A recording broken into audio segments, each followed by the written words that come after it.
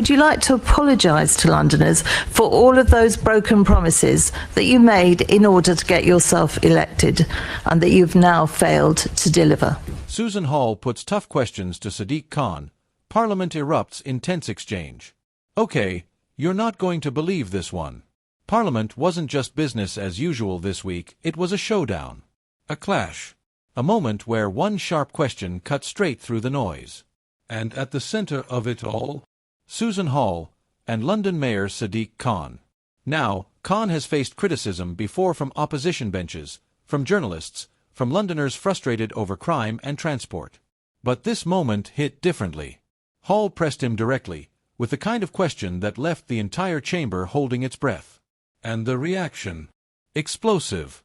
It unfolded during a London Assembly session, a forum meant for accountability. Hall leaned in with pointed questions about the capital's rising crime statistics, the controversial expansion of ULEZ, and whether Khan had truly delivered on promises to make the city safer and more affordable.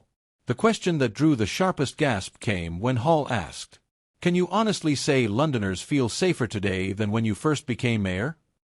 That's when the tension spiked. Khan hesitated. He countered with figures, he mentioned investments in policing, he talked about long-term strategies. But the moment was already gone. The room felt the weight of the question because it wasn't just about numbers. It was about public trust. Here's why this moment matters so much. In politics, perception is everything.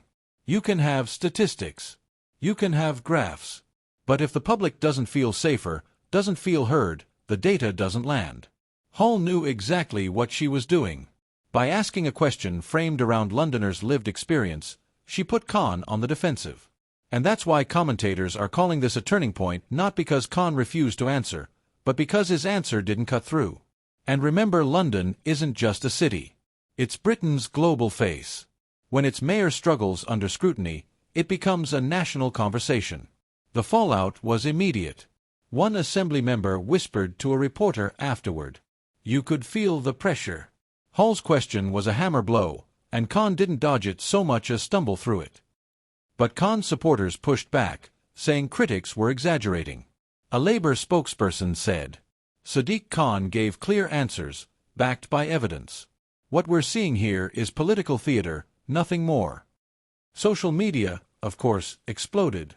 One viral tweet read, "Susan Hall asked the question every Londoner is thinking and Khan had no real reply." Another countered, "This is pure politics. Hall is trying to score points, not fix problems. Khan is still delivering for London."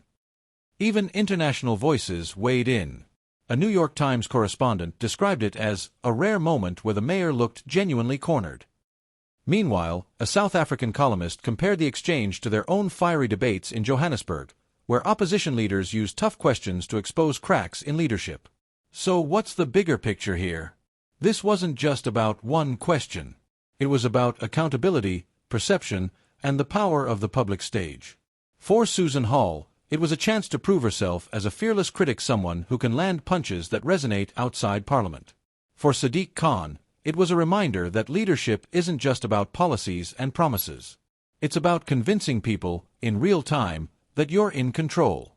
And here's the kicker: moments like these linger. People remember them. Not because of what was said in detail, but because of how it felt. And this moment felt like a stumble. So here's the big takeaway. Susan Hall asked a question that cut to the heart of the debate: are Londoners safer, stronger, more secure under Khan's leadership? His answer, though detailed, didn't land the way it needed to. And in politics, that's the difference between control and vulnerability. The real question now is this: will this moment fade into the noise of Westminster debates, or will it become a turning point that reshapes public perception of Khan's leadership? Because sometimes, it's not the long speeches or policy papers that matter. It's the single moment when a question lands, the silence lingers, and the public sees a leader not at his strongest but at his most human. And that is exactly what just happened.